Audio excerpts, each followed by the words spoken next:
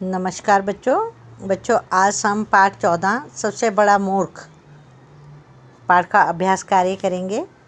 हमने पिछली वीडियो में इस पाठ को पढ़ा, समझा और इसके कठिन शब्दों के अर्थ किए थे। साथ में ही कठिन शब्दों को हमने अंडरलाइन भी किया था और जिसकी हमने अभ्यास किया श्रुतलेख के रूप में। मुझे उम्मीद है कि आप सब बच्चों ने श्रुतलेख अच्छे से किया होगा और कठिन शब्दों के जो गलतियाँ होने पर उनको 3-3 बार लिखकर भी देखा होगा। तो मैं उम्मीद कर सकती हूँ कि आप सब बच्चों ने उन गलतियों को 3-3 बार लिखा भी और अपनी अशुद्धियों को ख़त्म भी किया होगा। और साथ साथ में आपने अभ्यास कार्य में प्रश्न उत्तर, किसने किससे कहा, ये सब आपने खालिस्तान, ये सब आपने याद किए होंगे और लिख कर देखे होंगे, क्योंकि आपके पास 2 दिन की छुट्टी आ गई थी, तो जिसमें आपने इसको लिख करने का भी अभ्यास किया था और साथ में याद करने का भी अभ्यास किया होगा। तो आज जो हम बच्चों हम प्रश्न नंबर 3 जो है करेंगे। हमने पिछली वीडियो में जो है सबसे पहले मैंने जो तुम्हें बताया था कि ये इसमें भाषा की बात में हम प्रश्न नंबर जो 1 हमने किया था कि उसमें क्या था, भाषा की बात में प्रश्न 1 किया हमने, बोल बोल कर पढ़ना था वाक्यों को। फिर हमने प्रश्न नंबर 2 किए थे जिसमें दिए गए वाक्य को उचित शब्दों से पूरा कीजिए। हमने यहाँ पर जो बॉक्स दिया हुआ था, मुहावरे दिए हुए थे, उन मुहावरों के द्वारा हमने वाक्य को पूरा किया था। लेकिन बच्चों इसमें मैंने तुम्हें बताया था ना कि हमने वाक्य को वैसे ही जो मुहावरे का प्रयोग करते समय हमने अपने भाषा, क्योंकि हिंदी हमारी मातृभाषा, तो हमने अपने ढंग से इसको थोड़ा सा चेंज भी करना अगर जहाँ पर ज़रूरत पड़ेगी। जैसे कि प्राची को जब नई साइकिल नहीं मिली तो उसका मुंह लटक गया। मुंह लटकना आ गया था ना, यहाँ पर मुंह लटक गया, मुंह लटक लिखा हुआ है। गया जो है शब्द हमने अपने पास से लगाया। इसी प्रकार से हमने खा किया, हार्दिक पूरे परिवार की आंख का तारा है। तो आंख का तारा यहाँ पर मुहावरा दिया, आंख का तारा है, हमने अपने पास से लगाया ताकि वाक्य जो है अटपटा ना लगे, है ना। उसको बनाने के लिए, वाक्य को शुद्ध रूप देने के लिए हमने है का प्रयोग किया। फिर ग आया, दीपावली पर आपने अपने लिए दिवाली पर अपने लिए नए खिलौने देखकर सभी बच्चों के चेहरे खिल उठे। ये था ना, यहाँ पे प्रश्न था, ये मुहावरा था चेहरा खिल उठना। चेहरा खिल उठना तो अटपटा लगता, तो हमने लिखा यहाँ पे बच्चों दीपावली पर अपने लिए नए खिलौने देखकर सभी बच्चों के चेहरे खिल उठे। उठना की जगह उठे लगाया। इसी प्रकार से घ दिव्य के हाथ से कांच का गिलास टूटने पर माँ की आंखों से अंगारे बरसने लगी। अब यहाँ पर मुहावरा है अंगारे बरसना, तो हमने अपने आप लगाया अंगारे बरसना की जगह बरसने लगी। ठीक है ना। तो हमने शुद्ध वाक्य को करके हमने जो है वाक्य को पूरा किया, मुहावरे का प्रयोग भी किया, लेकिन उसमें थोड़ा सा हेर फेर करके शुद्ध वाक्य बनाया हमने। तो इस प्रकार से हमने जो है इसमें उचित शब्दों से पूरे वाक्य को किया। नेक्स्ट आ जाइए आप जो है प्रश्न नंबर 3, गिनती से भी शब्द बनते हैं। गिनती आपको पता है कि गिनती से भी शब्द बनते हैं। जैसे कि यहाँ पर पहला शब्द दिया है नव जमा में रतन। नव का अर्थ क्या होता है? 9। रतन, रतन अमूल्य चीज़ों को बोलते हैं। नवरत्न को अगर हम जोड़ेंगे नवरत्न, नव रतन बन जाएगा। नव जमा में रतन, नवरत्न। नव का अर्थ है 9, बताया ना, 9 रतन। चो का अर्थ होता है 4। राह, रास्ते।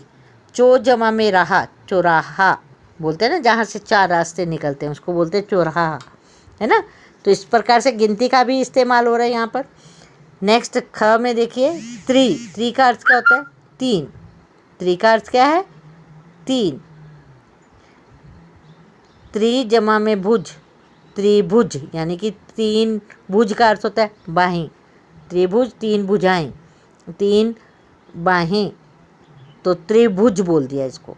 तो यहाँ पर पता चला कि त्रि का अर्थ क्या है? 3 भुज, भुजाएं, बाहें, 3 भुजाओं वाला, है ना, जिसकी 3 भुजाएं हो। ये मैथ्स में आ जाता है। 3 भुजाओं वाला क्या होता है? क्या बोलते हैं उसको? एंगल आते हैं ना, एंगल, तो उसमें बोलते हैं हम रेक्टेंगल, है ना। रेक्टेंगल, स्क्वायर, रेक्टेंगल, स्क्वायर और त्रिभुज को हम जो है ध्यान नहीं आ रहा मुझे अभी। त्रिभुज जो है 3 भुजाओं वाला, जिसकी 3 भुजाएं होती है, जैसे कि ऐसे बनती है ना, इसको त्रिभुज बोलते हैं। तो नेक्स्ट आता है ग, सप्त जमा में ऋषि। सप्त का अर्थ होता है 7, ऋषि 7 ऋषि, सप्त ऋषि 7 ऋषि, सप्त जमा में ऋषि सप्त ऋषि। ठीक है, यहाँ पे भी गिनती आ गई। फिर अष्ट जमा में कौन, षट जमा में कौन। षट होता है 6 को बोलते हैं षट, जिसके 6 कोण हो, है ना।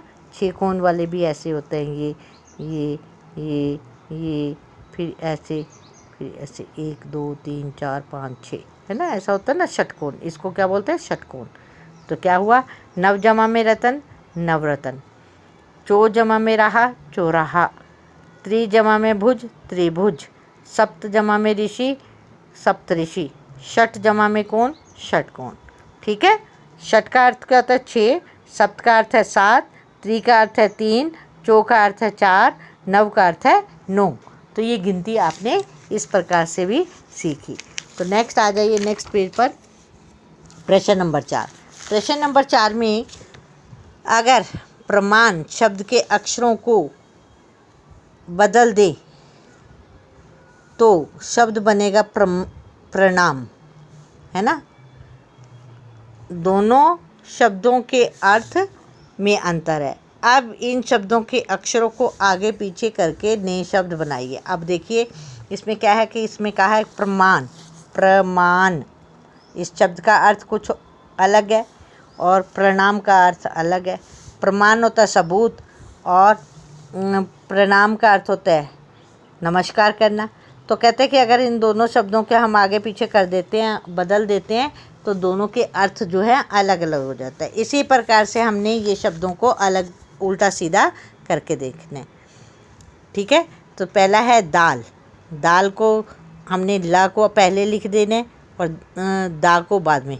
तो दाल का क्या बन जाएगा, लदा। टमक, टमक। तो अब इसका क्या बनेगा, मटक। मटक, मटक बन जाएगा। ठीक है, कटमक नहीं बनेगा तो शब्द का अर्थ भी तो निकलना चाहिए ना, मटक। नेक्स्ट आता है नाच। च को हमने पहले लिखा, ना को बाद में, चना। मगर, र गरम, गरम। ठीक है, तो इस प्रकार से हमने आगे पीछे करके शब्दों के लिखा तो उसके अर्थ भी बदल गए। ठीक है, अब आ जाइए नेक्स्ट आता है जीवन मूल्य, यानी कि इस पाठ को हमने पढ़ा है ना। तो उस पाठ से हमने क्या सीखा, क्या हम अपने जीवन में इस अच्छी बातों को लेके आ सकते हैं। कौन सा था, सबसे बड़ा मूर्ख में। ठीक है, कहानी हमने बहुत अच्छी लगी। हमने जीवन में इसमें बहुत कि यहाँ किसी अनजान व्यक्ति के ऊपर विश्वास नहीं करना चाहिए। हमें हर काम जो है सोच समझ के करना चाहिए, बुद्धिमान बनना चाहिए, चतुराई से काम लेना चाहिए।